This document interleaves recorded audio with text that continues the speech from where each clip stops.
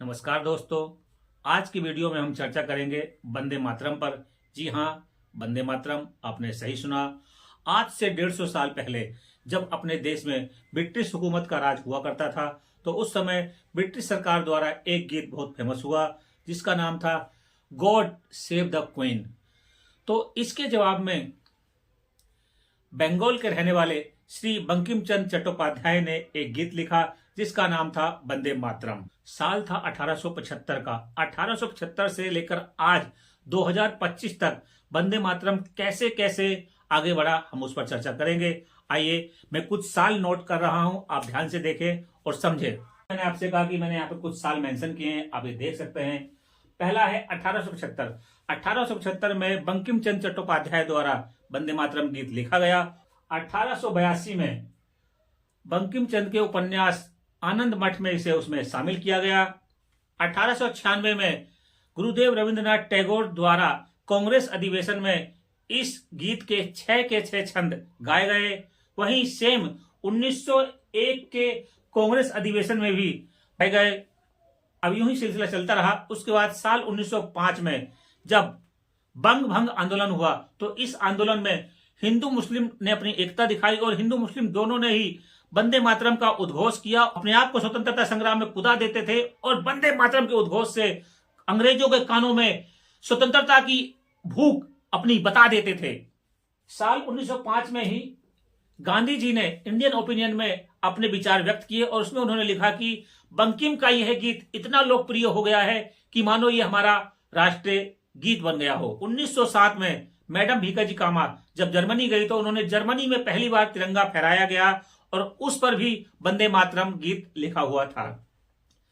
साल 1907 में चिदम्बरम पिल्लई द्वारा एक भारतीय स्वदेशी जहाज बनाया गया जिस पर भी वंदे मातरम अंकित किया गया था।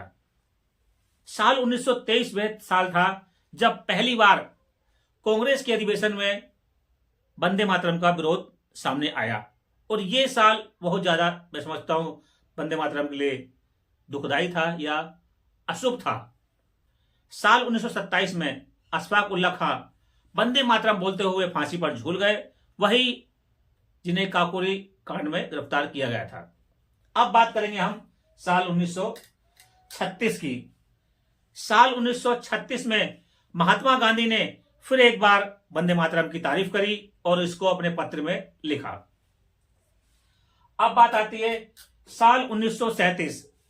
15 अक्टूबर 1937 को मोहम्मद अली जिन्ना ने, अब कट्टरवाद उनके दिमाग में आ चुका था क्योंकि उन्हें अब नए मुल्क का सिपा सिलार बनना था, इसलिए उन्होंने 15 अक्टूबर 1937 को कांग्रेस अधिवेशन में वंदे मातरम का घोर विरोध किया और उन्होंने कहा कि यह हमारे लिए नहीं है। फिर उसके बाद साल 1950 में संविधान सभा की कमेटी में डॉक्टर राजेंद्र प्रसाद ने वंदे मातरम को राष्ट्रीय गीत का दर्जा दिया। और अब बात उठी है 2025 में जब भारत के तत्कालीन प्रधानमंत्री नरेंद्र मोदी जी ने इस बात को छेड़ा है कि वंदे मातरम जो हम गाते हैं वह पूर्ण वंदे मातरम नहीं है, क्योंकि जो मूल वंदे मातरम था उसमें 6 छंद थे और अब हम सिर्फ इसके 2 छंदों को ही गाते हैं। तो मैं समझता हूं कि जो वंदे मातरम के खिलाफ थे उन्होंने अपना मुल्क ले लिया, क्योंकि जिन्ना भी 1923 से पहले वंदे मातरम के सपोर्ट में थे। वह कहा जाता है कि शौकत अली, जफर अली जैसे नेता वंदे मातरम के सपोर्ट में उठ खड़े होते थे और वहीं जो नेता वंदे मातरम के सपोर्ट में खड़े नहीं होते थे तो जिन्ना साहब उनको फटकार लगा देते थे। लेकिन जब उनके दिमाग में नए मुल्क की बात घर कर गई तब वह कट्टरपंथी हो गए और उन्होंने वंदे मातरम का विरोध करना शुरू कर दिया।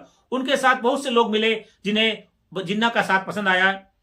तो मैं समझता हूं कि जिन्हें वंदे मातरम पसंद नहीं था वे भारत छोड़ के जा चुके हैं और अब जो भारत है, भारत में जितने लोग हैं वह सभी वंदे मातरम को पसंद करते थे, क्योंकि वह लोग अशफाक उल्लाह खां की राह पर चलने वाले थे ना। भारत की खातिर अशफाक उल्लाह फांसी पर झूल गए वंदे मातरम बोलते बोलते।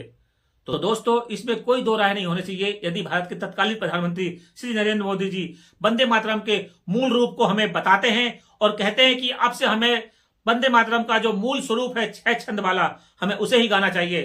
प्रत्येक भारतीय 6 छंद वाले वंदे मातरम को गाएगा और गर्व से गाएगा और कहेगा वंदे मातरम। आपका इस बारे में क्या ख्याल है? आप अपने विचार हमें कमेंट माध्यम से बता सकते हैं। धन्यवाद साथियों।